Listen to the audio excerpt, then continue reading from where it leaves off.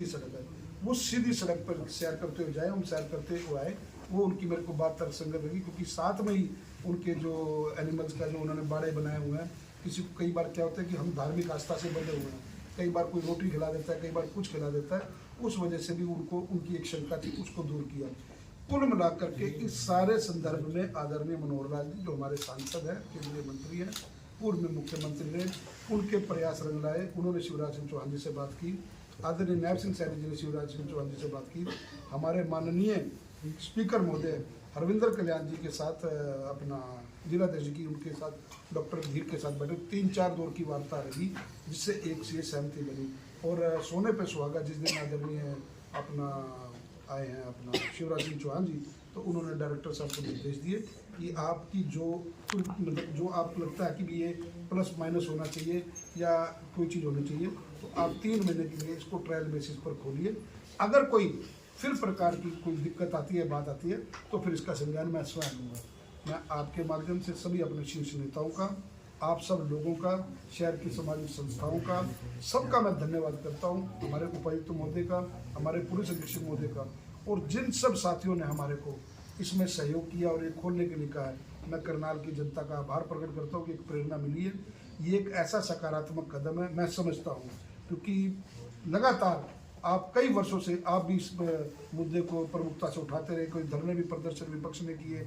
और सबसे बड़ी बात है कि जो मेन स्मार्ट सिटी रोड है वो एक तरफ बंद करी जाती थी, कुछ लोगों की जान भी गई है धुंध की वजह से, एक्सीडेंट की वजह से, उन चीज़ों से अब अपने को निजात मिलेगी। दूसरा सबसे बड़ी बात है, मैं विषय आप बाद में मेरे से पूछ लेना,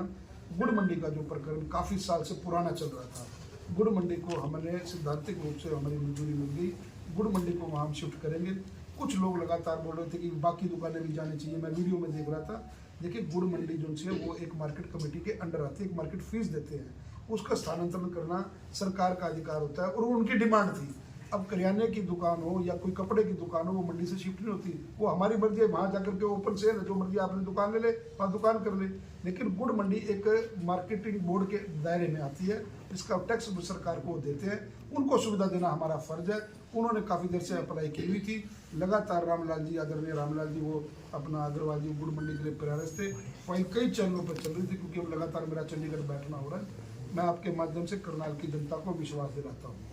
कोई ऐसा मुद्दा जो लगा है कि अपना इसको हल होना चाहिए जनता के हितों के लिए, चंडीगढ़ रहता हूँ, फीडबैक देते रहते हैं अध्यक्ष जी, छोटे से छोटा मुद्दा भी लगातार वहाँ अधिकारियों के साथ बैठ करके करनाल का एक एक मुद्दा उसको हल कराया जाएगा, किसी प्रकार की दिक्कत नहीं आएगी। मैं आपकी जानकारी के लिए बता दूं, आज सुबह तक लगभग मैं 20,000 के करीब अपने करनाल के साथियों को मिल चुका हूँ इन 3 महीनों में, लगभग 3.25 महीने, मतलब 8 तारीख से 3 महीने, और उस पर आज 18 तारीख हो गई है, तो लगभग 100 दिन हो गए। तो 100 दिन के कारण मैंने आपको ये अपना रिपोर्ट कार्ड आपके माध्यम से देना था। अच्छा काम गुड़ मंडी ट्रांसफर का हुआ, अच्छा काम जो सा हुआ ये एनडीआरए की शहर खोलने का काम हुआ, और लगभग करनाल की जनता को आप फीडबैक पूरी करनाल की जनता से लें, करनाल के वोटर से लें, करनाल के आम नागरिक से लें, अपनी कार्यशैली जनता के प्रति, मैं अपनी बात नहीं करता, अपनी कार्यशैली के प्रति आप लोग भी लगातार कवर कर रहे हैं, सब जितने भी मीडिया के साथी हैं, आप सबका सहयोग मिल रहा है। जनता को सर्वत्र अगर करनाल हूँ तो उपलब्ध रहता हूँ, रोज सवेरे जनता के दर्शन कर रहा हूँ। आपका प्रश्न आगे ये आएगा कि भी रामनगर में कब बैठोगे, निश्चित रूप से अक्सर इस बात का ध्यान कर रहे हैं, कब बैठेंगे। जो वायदे मैंने चुनावों में किए हैं, एक व्यवस्था बनाने में समय लगता है, मैं पहली बार चुन के विधायक आया हूँ,